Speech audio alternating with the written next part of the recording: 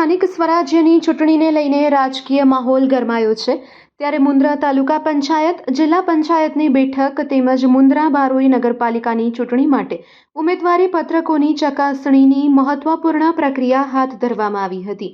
મુન્દ્રા મામલતદાર કચેરી ખાતે મામલતદાર કલ્પનાબેન ડોડિયાના અધ્યક્ષસ્થાને સવારથી જ આ કામગીરીનો પ્રારંભ કરવામાં આવ્યો હતો. આ ચકાસણી પ્રક્રિયા દરમિયાન મુન્દ્રા તાલુકા પંચાયતની 18 બેઠક માટે રજૂ થયેલા 82 ઉમેદવારી પત્રની ઝીણવટભરી તપાસ કરવામાં આવી હતી, જેમાં ડમી ઉમેદવાર અને ક્ષતિગ્રસ્ત ફોર્મ સહિત કુલ 33 ફોર્મ અમાન્ય જાહેર કરવામાં આવ્યા હતા, જ્યારે 49 ઉમેદવારોના ફોર્મ માન્ય ઠર્યા હતા. નોંધનીય છે કે ભારતીય જનતા પાર્ટી અને કોંગ્રેસ દ્વારા રજૂ કરાયેલા તમામ ફોર્મ માન્ય રહ્યા છે.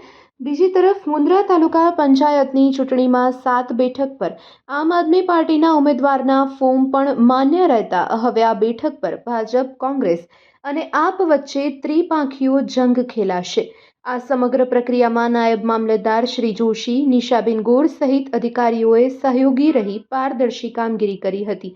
નગરપાલિકાની સ્થાનિક સ્વરાજ્યની ચૂંટણી માટે પ્રાંત કચેરી ખાતે ફોર્મ ચકાસણીની કાર્યવાહી હાથ ધરવામાં આવી હતી.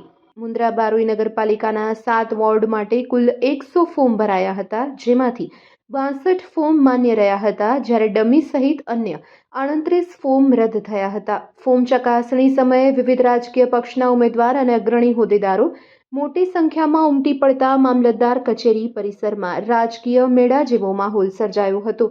હવે ફોર્મ પરત ખેંચવાની મુદ્દત બાદ ચૂંટણીનું આખરી ચિત્ર વધુ સ્પષ્ટ થશે. બારોઈ નગરપાલિકા સામાન્ય ચૂંટણી 2006 અન્વયે ઉમેદવારના ફોર્મ્સની ચકાસણી કરવામાં આવેલ, જે અંતર્ગત વોર્ડ નંબર 1માં કુલ 16 ફોર્મ આવેલ, જેમાંથી 8 માન્ય રહ્યા અને 8 અમાન્ય. વોર્ડ નંબર 2માં કુલ 17 ફોર્મ આવેલ, જેમાં 10 માન્ય અને 7 અમાન્ય. વોર્ડ નંબર 3માં કુલ 15 ફોર્મ આવેલ, જેમાં 8 માન્ય અને 7 અમાન્ય. વોર્ડ નંબર 4માં કુલ 12 ફોર્મ્સ આવેલ, એમાં 9 માન્ય અને 3 અમાન્ય. વોર્ડ નંબર 5માં કુલ 15 ફોર્મ આવેલ, જેમાં 10 માન્ય અને 5 અમાન્ય. વોર્ડ નંબર 6માં કુલ 13 ફોર્મ આવેલ, જેમાં 9 માન્ય અને 4 અમાન્ય. વોર્ડ નંબર 7માં 12 ફોર્મ આવેલ, જેમાં 8 માન્ય અને 4 અમાન્ય. આમ કુલ 100 ફોર્મ આવેલ, જેમાં 62 ફોર્મ માન્ય રાખવામાં આવેલ છે તથા 38 ફોર્મ અમાન્ય કરવામાં આવેલ છે. જે વોર્ડ નંબર 1 અને 2માં વાંધેદાર દ્વારા વાંધો ફોર્મમાં ખોટી ઇન્ફોર્મેશન હોવાની રજૂઆત હતી, જે અન્વયે વાંધેદારના વાંધાઓ અમાન્ય જાહેર કરવામાં આવેલ છે અને ફોર્મ માન્ય રાખવામાં આવેલ હતા. 3 કોંગ્રેસ, ભારતીય જનતા પાર્ટી તેમજ આમ આદમી પાર્ટીના ફોર્મ્સ આવેલ હતા, જે પૈકી મુખ્યત્વે ડમી ઉમેદવાર હોવાથી ફોર્મ અમાન્ય જાહેર કરવામાં આવ્યા હતા.